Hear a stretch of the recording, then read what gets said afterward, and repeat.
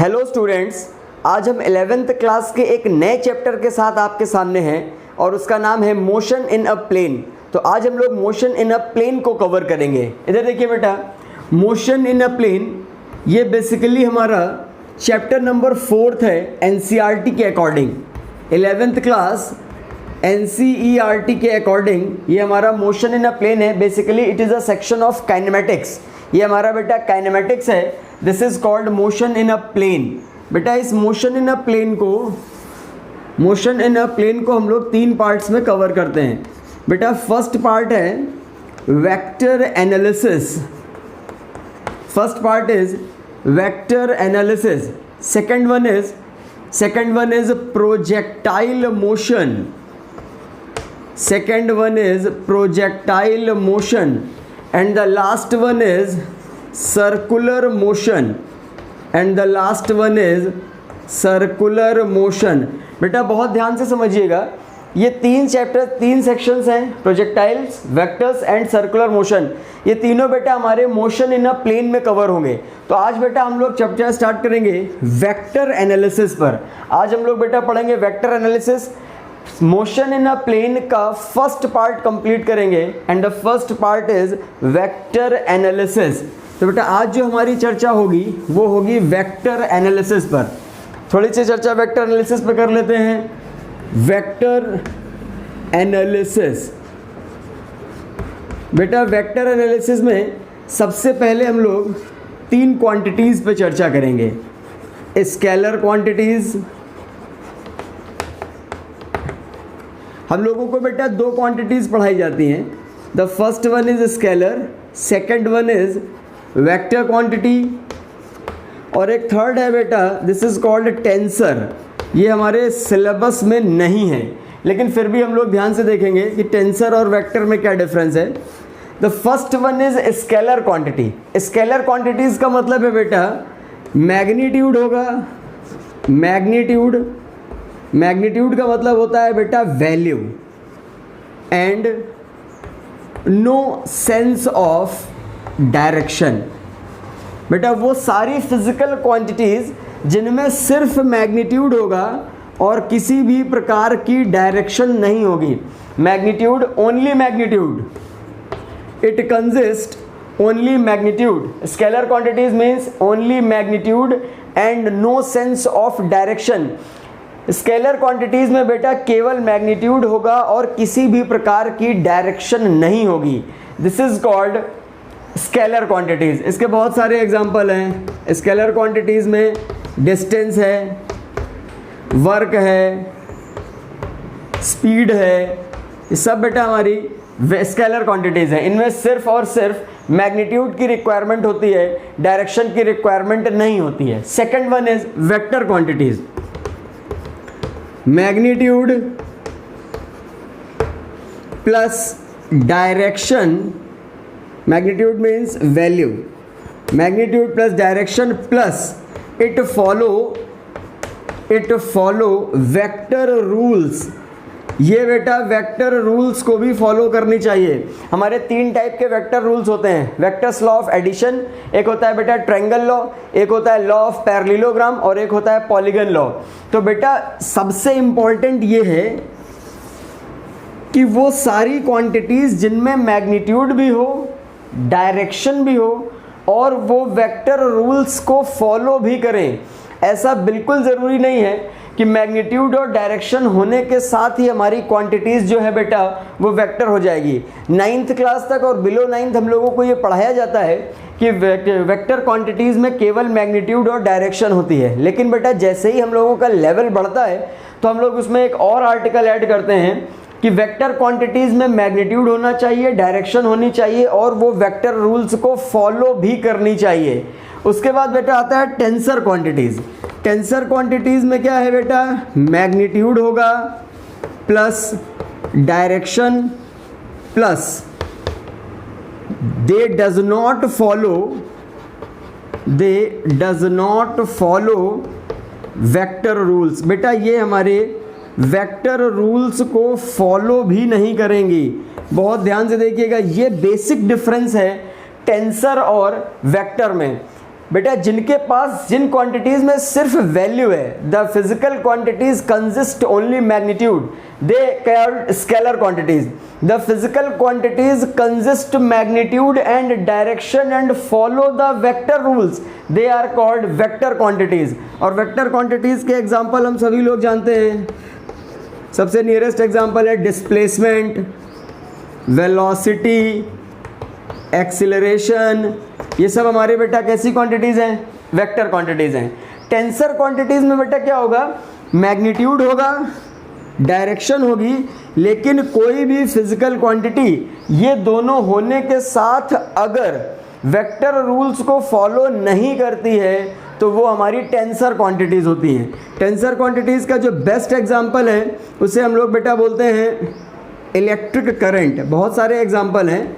Electric current, electric current के respect में एक क्वेश्चन भी आता है कि इलेक्ट्रिक करंट में मैग्नीट्यूड भी है, डायरेक्शन भी है, लेकिन फिर भी वो हमारी स्केलर क्वांटिटी की तरह ट्रीट होती है. Because electric current has magnitude and direction both, but it does not follow vector rules. ये वेक्टर रूल्स को फॉलो नहीं करती है, डायरेक्ट एडिशन को फॉलो करती है. छोटा सा पार्ट हम लोग यहाँ देख सकते हैं.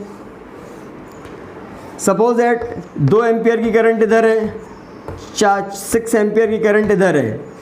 आपसे बोला गया इस सेगमेंट में करंट कितनी होगी, तो बेटा इधर से आई 2, इधर से आई 6, यहाँ बन गई 8, तो ये वैल्यू कितनी हो गई? 8 एम्पियर.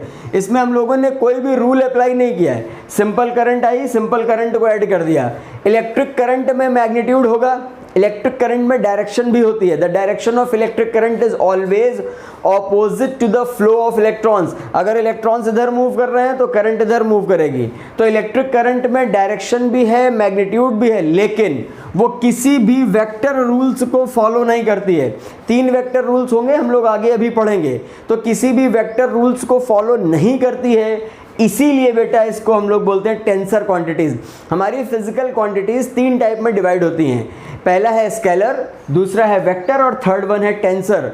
स्केलर क्वांटिटीज वो हैं जिनमें सिर्फ मैग्नीट्यूड होगा and it consist no sense of direction, कोई डायरेक्शन नहीं होगी. वेक्टर क्वांटिटीज मैग्नीट्यूड भी होगा, डायरेक्शन भी होगी, लेकिन उसके साथ साथ जो सबसे इंपॉर्टेंट रूल है ये इट फॉलो वेक्टर रूल्स. बेटा ऐसा नहीं है कि मैग्नीट्यूड में डायरेक्शन दे दीजिए स्केलर से वेक्टर बन गई. नो, फिजिकल क्वांटिटीज जितनी भी फिजिकल क्वांटिटीज हमारी स्केलर हैं, हम सब में अगर डायरेक्शन प्रोवाइड कर दें तो वेक्टर नहीं हो जाती हैं, क्योंकि वेक्टर के लिए magnitude plus direction plus it follow vector rules, ये वेक्टर रूल्स भी फॉलो करनी चाहिए. क्लियर बेटा? टेंसर क्वांटिटीज वो होती हैं जिनमें सिर्फ मैग्नीट्यूड हो, डायरेक्शन हो, लेकिन वो वेक्टर रूल्स को फॉलो ना करें. It is a classification of quantities. The first one is physical, second one is vector and the third one is tensor quantity. Clear बेटा? अब हम लोग बेटा थोड़ी चर्चा आगे बढ़ाएंगे और इसी पे हम लोग पढ़ेंगे व्हाट इज वेक्टर. वेक्टर क्या है, मैग्नीट्यूड ऑफ वेक्टर क्या है, इस पे भी थोड़ा सा ध्यान देंगे हम लोग. Vectors to represent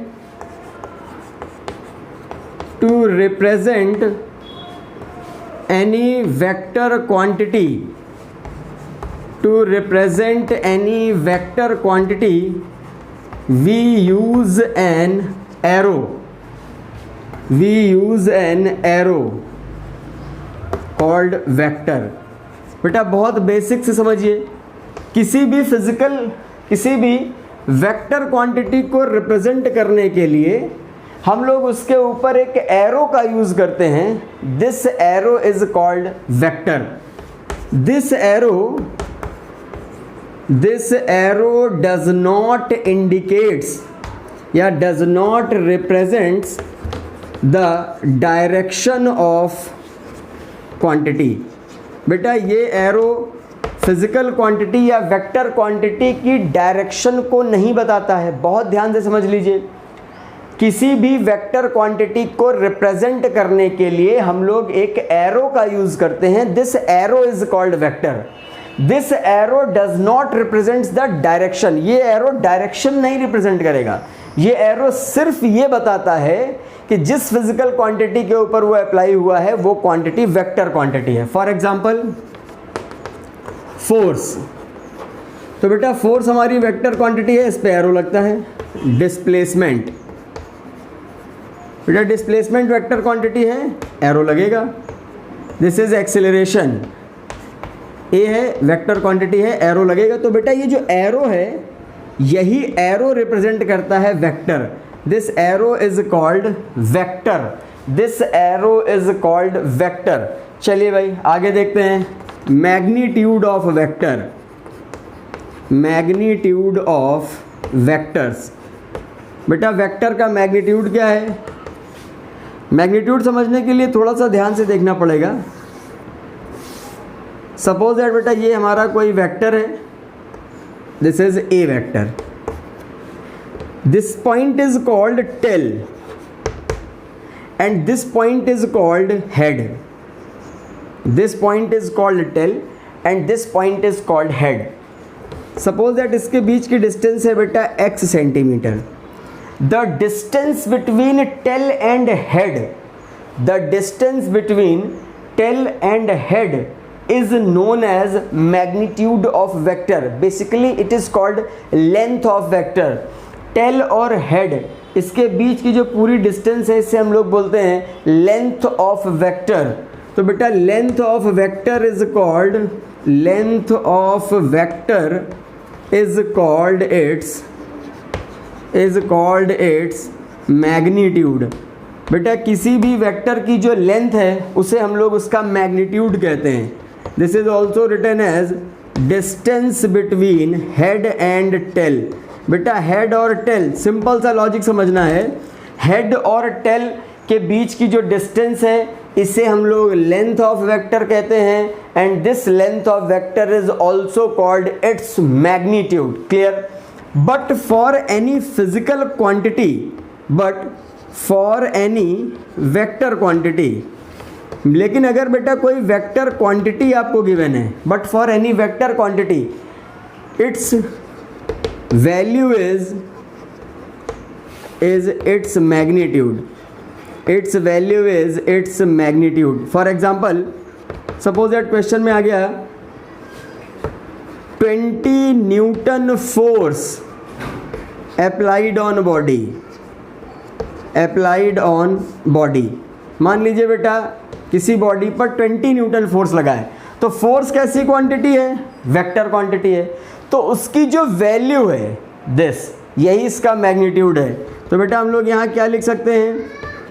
magnitude of force is 20 Newton, magnitude of force is 20 Newton. तो बेटा अगर 20 न्यूटन फोर्स किसी बॉडी पर लगा है तो हम लोग ये कह सकते हैं कि उस फोर्स का मैग्नीट्यूड कितना है? 20 न्यूटन। बेटा अगर सिंपल एरो फॉर्मेट दिया हुआ है तो हम लोगों को टेल और हेड के बीच की डिस्टेंस निकालनी होगी और वही उसका मैग्नीट्यूड होगा। बट अगर कोई बेटा वेक्टर क्वांटिटी दी गई है, जैसे क्वेश्चन आया a person moves 20 centimetre towards east, इसका मतलब ये डिस्प्लेसमेंट है और डिस्प्लेसमेंट का मैग्नीट्यूड कितना है बेटा? 20 सेंटीमीटर। तो किसी भी वेक्टर क्वांटिटी के लिए, किसी भी वेक्टर क्वांटिटी के लिए उसकी जो वैल्यू है वही उसका मैग्नीट्यूड है। लेकिन अगर कोई जनरल फॉर्मेट वेक्टर दिया हुआ है तो उसकी जो लेंथ है वो उसका मैग्नीट्यूड है। क्लियर भाई? चलिए आगे देखते हैं बेटा इंडिकेशन कैसे होता है मैग्नीट्यूड का।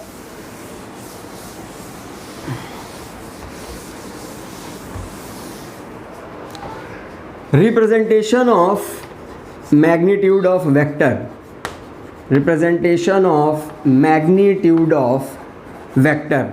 किसी भी वेक्टर के मैग्नीट्यूड को हम रिप्रेजेंट कैसे करते हैं? लिसन बेटा, suppose that this is tail and this is head. ये बेटा टेल है, ये हेड है और इसके बीच की डिस्टेंस है suppose that x centimetre. Clear? तो it is written as magnitude of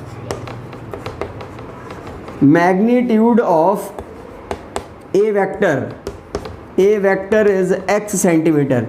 ये बेटा हमारा सपोज दैट एक ए वेक्टर है, इस ए वेक्टर का ये टेल है और ये है ए वेक्टर का head.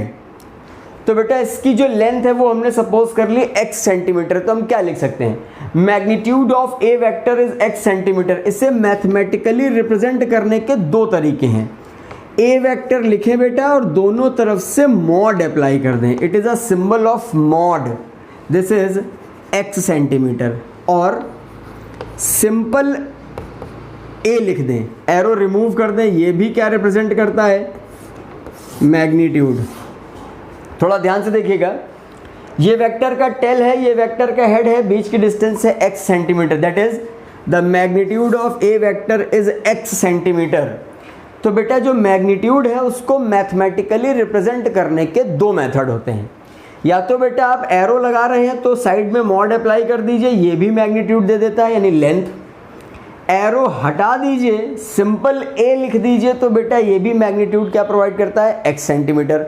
It is a mathematical representation of magnitude. बेटा बहुत ध्यान से देखिए, ये मैग्नीट्यूड है, ऐसे भी लिख सकते हैं, और बेटा ये वेक्टर है, ये अलग है, ये अलग है, दोनों में बहुत बड़ा डिफरेंस है। बताता हूँ क्या बेटा, इधर देखो, सपोज दैट ये हमारा ए वेक्टर है, दिस इज ए वेक्टर, ये टेल है, ये हेड है, इसका मैग्नीट्यूड है x सेंटीमीटर, क्लियर। तो क्या लिखेंगे, ये ए वेक्टर है, इसका मैग्नीट्यूड हो गया x सेंटीमीटर। अब इसी को मैंने आगे बढ़ा दिया, ऐसे कर दिया। बेटा ध्यान से देखिए, मैंने डायरेक्शन को चेंज नहीं किया है, पहले भी डायरेक्शन ऐसे थी, अभी भी डायरेक्शन ऐसे ही है, लेकिन मैंने लेंथ को बदल दिया, पहले लेंथ x थी, अब बेटा लेंथ क्या हो गई, y सेंटीमीटर। तो अब मैग्नीट्यूड क्या हो गया बेटा, y सेंटीमीटर। तो मैग्नीट्यूड तो चेंज हो गया लेकिन वेक्टर चेंज नहीं हुआ, वेक्टर वही रहेगा क्योंकि उसकी डायरेक्शन को मैंने चेंज नहीं किया है। वेक्टर तब चेंज होता है जब उसकी डायरेक्शन चेंज होती है। एक ही लाइन पर सारे वेक्टर्स सेम होते हैं, सपोज दैट ये हमारा ए वेक्टर है, तो बेटा यहाँ से यहाँ लेंगे, यहाँ तक लेंगे, यहाँ तक लेंगे, यहाँ तक लेंगे, यहाँ तक लेंगे, ये हर पॉइंट पर ए वेक्टर ही रहेगा, but magnitude will be change. पहले मैग्नीट्यूड ये था, फिर ये हुआ, फिर यहाँ तक हुआ, फिर यहाँ तक हुआ। तो बेटा सबसे इम्पॉर्टेंट चीज़ है कि मैग्नीट्यूड अलग टर्म है, वेक्टर अलग टर्म है, दोनों का इंडिकेशन एक जैसा लगता है लेकिन दोनों एक होते नहीं हैं, दोनों ही अलग अलग रिप्रेजेंटेशन शो करते हैं। बहुत अच्छे से समझ लीजिएगा, डायरेक्शन सेम रहने पर वेक्टर चेंज नहीं होता है, मैग्नीट्यूड चेंज हो सकता है। क्लियर बेटा, बहुत ध्यान से समझिए ये सब आर्टिकल्स। उसके बाद बेटा हमारा आता है addition of vectors.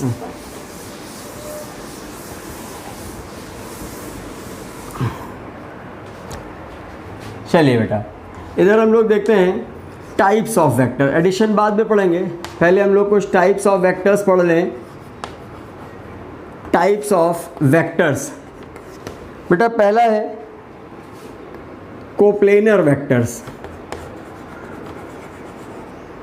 Sorry parallel vectors.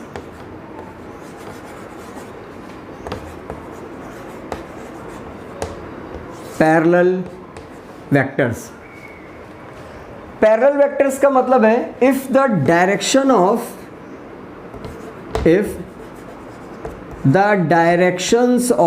To vectors are same, if the direction of two vectors are same, then they called parallel vectors। बेटा अगर दो वेक्टर्स की डायरेक्शन सेम है तो दोनों वेक्टर्स हमारे पैरेलल होते हैं। If the direction of two vectors are same then they are called parallel vectors. ये हमारी डेफिनेशन है, लेकिन सिंपल डेफिनेशन से काम नहीं चलना है, बहुत ध्यान से समझिएगा। If the direction of two vectors are same then they are called parallel vectors. जैसे फॉर एग्जांपल ये बेटा हमारा ए वेक्टर है, ये बेटा हमारा बी वेक्टर है। ध्यान से समझिए, this is A vector and this is B vector. ये बेटा हमारा ए वेक्टर है ये बी वेक्टर है। Parallel vectors, if the direction of two vectors are same then they are called parallel vectors. बहुत अच्छे से देखो बेटा, ये हमारा ए वेक्टर है, ये बी वेक्टर है, दोनों वेक्टर्स की डायरेक्शन सेम है। दोनों वेक्टर्स की डायरेक्शन लेफ्ट से किधर चल रही है, राइट। इसमें भी लेफ्ट से क्या है, राइट। तो बेटा क्या लिख सकते हैं, A vector parallel B vector, but magnitudes are different. Magnitudes are different, magnitudes बेटा डिफरेंट है, ये बड़ा है ये छोटा है। तो एक कंडीशन और है, if A vector is equal to n times B vector. ध्यान से देखिए बेटा, एन पे वेक्टर नहीं लगेगा, ये हमारा नंबर है। If A vector is equal to n times B vector then both are parallel, both are parallel. ये बेटा हम लोग इस कंडीशन को आगे एक्सप्लेन करेंगे और अच्छे से आपको समझाएंगे भी कि ये पैरेलल की ये कंडीशन कब यूज़ होती है। अभी फ़िलहाल हमको ये समझना है कि अगर दो वेक्टर्स की डायरेक्शन सेम है तो दोनों वेक्टर्स बेटा हमारे क्या होंगे, पैरेलल होंगे। बहुत ध्यान से देखिएगा, अगर हमारे दो वेक्टर्स जिनकी डायरेक्शन सेम हो तो दोनों पैरेलल होते हैं। एक ये मैथमेटिकल कंडीशन भी होती है, ये बेटा हमारी एक मैथमेटिकल कंडीशन भी है कि अगर A vector is equal to n times B vector है। बेटा छोटा सा एक्सप्लेनेशन समझा रहे हैं आपको, ध्यान से देखिए। सपोज दैट ए वेक्टर हम लोगों को दिया हुआ है 2i cap plus 3j cap plus k cap. i j k cap को यूनिट वेक्टर बोलते हैं, अभी पढ़ा दिया जाएगा आपको। B vector is equal to दिया हुआ है 12i cap 18j cap plus 6k cap. Clear. आपसे बोला गया दोनों वेक्टर्स में क्या कंडीशन अप्लाई हो रही है, बेटा ध्यान से देखिएगा। सॉल्यूशन, बेटा बी वेक्टर कितना दिया हुआ है 12i cap 18j cap plus 6k cap. 6 common ले लें तो ये हो गया 2i cap 3j cap plus k cap. ये बेटा देखिए ए वेक्टर बचा हुआ है 2i cap plus 3j cap plus k cap, इसको हम लोग लिख सकते हैं ए वेक्टर। तो b is equal to 6a cap, B vector is equal to 6a vector. तो बेटा b vector is equal to n A vector. ध्यान से देखिए दोनों कंडीशन है, a vector is equal to n b हो या b vector is equal to n a हो, ये दोनों ही पैरेलल दिखाते हैं। तो बेटा ध्यान से देखिए, ये a वेक्टर था, ये b वेक्टर था। क्लियर बेटा। b वेक्टर से मैंने 6 को कॉमन लिया तो 2i cap plus 3j cap plus k cap बचा, इसको हम लोग बेटा लिख सकते हैं a वेक्टर। तो b vector is equal to क्या हुआ बेटा, n a वेक्टर। n की वैल्यू कितनी है 6, और अगर n की वैल्यू कोई भी positive value, any positive value, n is any positive value, n बेटा हमारा कोई भी पॉजिटिव वैल्यू हो, n is any positive value, वो फ्रैक्शनल हो इंटीजर हो डजेंट मैटर। अगर n कोई भी पॉजिटिव वैल्यू है, वो फ्रैक्शनल यानी भिन्नात्मक हो सकता है, इंटीजर पूर्णांक हो सकता है। अगर n की वैल्यू पॉजिटिव है और b vector is equal to n A vector या a vector is equal to n B vector को फॉलो कर रहा है तो दोनों वेक्टर्स हमेशा पैरेलल होते हैं। बेटा a vector is equal to 2i cap plus 3j cap plus k cap, b vector is equal to 12i cap plus 18j cap plus 6k cap. b vector से हमने बेटा 6 कॉमन लिया तो हमको अंदर a वेक्टर मिल गया, तो b vector is equal to n A vector. This is parallel vectors, a और b दोनों वेक्टर्स क्या हो गए, पैरेलल हो गए। बेटा और दूसरी condition, angle between two parallel vectors, angle between two parallel vectors is 0। बहुत ध्यान से समझिए, डायरेक्ट यूज होने वाला आर्टिकल है। बेटा अगर दो वेक्टर्स पैरेलल हैं तो हमको 3 कंडीशंस याद रखनी होंगी। अगर दोनों वेक्टर्स की डायरेक्शन सेम है तो दोनों वेक्टर्स पैरेलल हो जाएंगे। If a vector is equal to n b हो, b vector is equal to n a हो और उसमें n हमेशा पॉजिटिव वैल्यू हो तो भी दोनों वेक्टर्स पैरेलल हो जाएंगे। और अगर दो वेक्टर्स पैरेलल हैं तो उनके मिड का एंगल यानी उनके बीच का एंगल हमेशा कितना होगा बेटा 0 degree. This is most important article for 3 lectures. इसका बेटा हम लोग आगे बहुत ब्रॉड यूज करेंगे। अभी सिंपली पैरेलल वेक्टर्स को क्या समझना है, अगर दो वेक्टर्स की डायरेक्शन जस्ट सेम है then they are called parallel. अगर दो वेक्टर्स के बीच का एंगल 0 डिग्री है then they are parallel. If two vectors A vector is equal to n b vector and b vector is equal to n a vector, this condition follows। अगर दो vector ये condition follow करेंगे जिसमें n हमेशा positive होगा तो भी बेटा दोनों वेक्टर्स कैसे होंगे, पैरेलल वेक्टर्स होंगे। क्लियर। अब बेटा हम लोग एक सेकंड कंडीशन पढ़ेंगे, एंटी पैरेलल और ऑपोजिट वेक्टर्स। एंटी पैरेलल और ऑपोजिट वेक्टर्स, इधर देखिए बेटा, यहां से कंडीशन है एंटी पैरेलल और ऑपोजिट वेक्टर्स। एंटी पैरेलल्स को ही बेटा हम लोग ऑपोजिट भी कहते हैं, opposite vectors. Simple definition, if directions of two vectors if directions of two vectors are just opposite, अगर बेटा दो वेक्टर्स की डायरेक्शन डिफरेंट नहीं just opposite, then they called anti parallel और ऑपोजिट वेक्टर्स। बहुत ध्यान से समझिएगा, अगर बेटा दो वेक्टर्स की डायरेक्शन जस्ट ऑपोजिट हैं तो वो हमेशा एंटी पैरेलल वेक्टर्स होंगे। For example this is A vector and this is B vector. ये बेटा ए वेक्टर है, ये हमारा बी वेक्टर है। ध्यान से देखें, दोनों की जस्ट ऑपोजिट डायरेक्शन से अगर हम एक ही पॉइंट से इनको मेंशन कर लें, this is A vector, this is B vector, तो यहां से हमको दिखेगा एंगल कितना है 180। तो बेटा अगर दो वेक्टर्स की डायरेक्शन जस्ट अपोजिट हैं then they are called anti parallel vectors. और एंटी पैरेलल वेक्टर्स के बीच का एंगल हमेशा कितना होगा 180। बेटा बहुत इंपॉर्टेंट है, अगर दो वेक्टर्स हमारे सेम डायरेक्शन में है तो पैरेलल, अपोजिट डायरेक्शन में है तो एंटी पैरेलल। एंटी पैरेलल है तो बीच का एंगल, दोनों वेक्टर्स के बीच का angle between both vectors is 180 degree. Second case, if A vector is equal to n B vector और B vector is equal to n A vector, कोई भी कंडीशन फॉलो हो, and n is always negative, then vectors will be opposite, vectors will be opposite और anti parallel। अगर बेटा a vector is equal to n B vector की condition में या b vector is equal to n a की condition में अगर n हमारा नेगेटिव हो गया तो दोनों वेक्टर्स एंटी पैरेलल होते हैं। For example, if